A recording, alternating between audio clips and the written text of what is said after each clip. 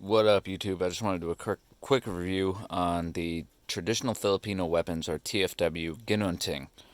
Um, got this probably 3, 4 years ago. It's held up amazingly. It's a blade made of 5160 combined with D2 tool steel. I'm not going to go into the science behind how they do that. You can look that up on your own. There are other reviewers that talk about that and actually have some insider information on how they do it, such as Scalagram. Now, Scalagram posted a video about this blade, which I can't really add to too much in terms of talking points. As he said, praise on praise on praise. The scabbard, great. You'll see this crack. That's okay. It doesn't affect the scabbard structurally. It's just a difference in climate. They warn you this can happen. I had it for 2 years roughly before this happened. It's just a difference in climate. It came from a tropical area, went to a area that goes from super cold and dry to super hot and humid and everything in between, within literally hours. So I'm not surprised. I'm not worried. It has this nice metal clip, which secures this blade into the scabbard very well. It does rattle around a bit in there, but I'm not too worried about it because of that metal clip. It doesn't need to be super secure in that sense. It's not a friction fit in the scabbard, so I'm not too worried. As I said, the blade is a mixture of 5160 and D2 steel. It might be differentially hardened. If it is, the back of the edge, or the back of the blade, has a much thinner, soft part than, say, the Talabong, which I just reviewed. Because this thing doesn't warp, but you can bend it on your knee. So it's not. I don't think it's through hardened. But I do think that it is differentially treated because of the fact that I can bend it and warp it and everything. I've put this thing through hell. It never warped on its own. It stayed totally straight. Its edge has never been damaged. I've cut down trees. I've, processed firewood. I've done a lot of things that this thing might not be meant for. And it held up great. The fit and finish is amazing. There's a little bit of corrosion there that I gotta clean up, but that's about it. But as you can see, there's no gap. This is a iron fitting, iron guard, another iron fitting. The handle is very ergonomic and comfortable. It gives you great edge alignment. The only part of the handle that isn't great, which the Talabong is actually worse, but I don't know if you can see that. This little swell at the end, this piece here, is not aligned with the edge. It doesn't affect the way that it handles. It's just a cosmetic thing. It's a side effect of being hand carved. You're not gonna get everything perfect. It is a full length hidden tang, that is threaded, and they definitely bondoed or put some type of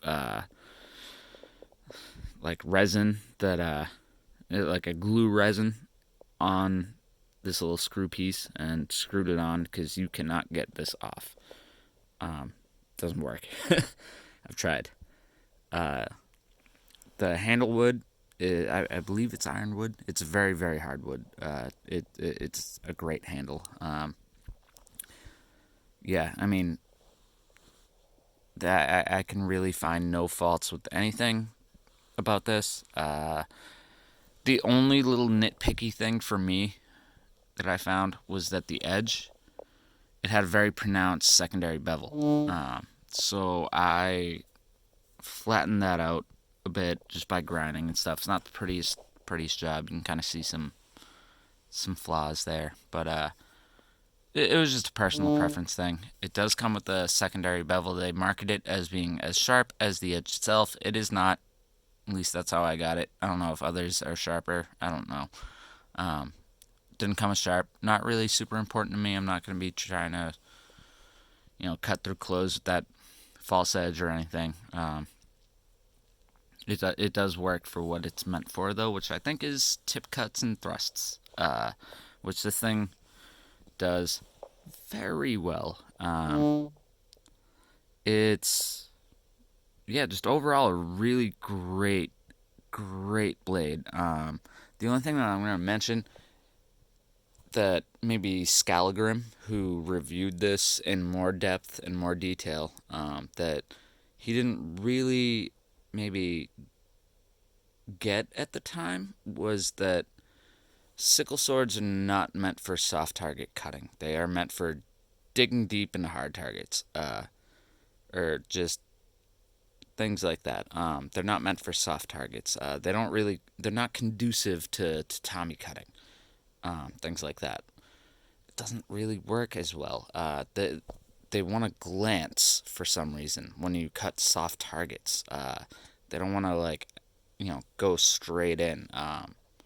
So soft target cutting, it's not going to be the most impressive thing, but that's not really what this thing does. This thing is meant to just embed itself into, flesh and bone, not to Tommy. It's kind of like the way that the blade is oriented. It just wants to, as it goes in, just glance off because it's so forward oriented, and that edge when it hits, it just wants to go like that on only soft targets. This thing, if you smack it up against a tree stump, you'll understand. This will take body parts off, but it just doesn't really work well against soft targets like bottles or tatami. It'll cut them absolutely, but it'll do more tearing than it will actually clean cutting unless you're really good with edge alignment, which, I mean, not everyone is.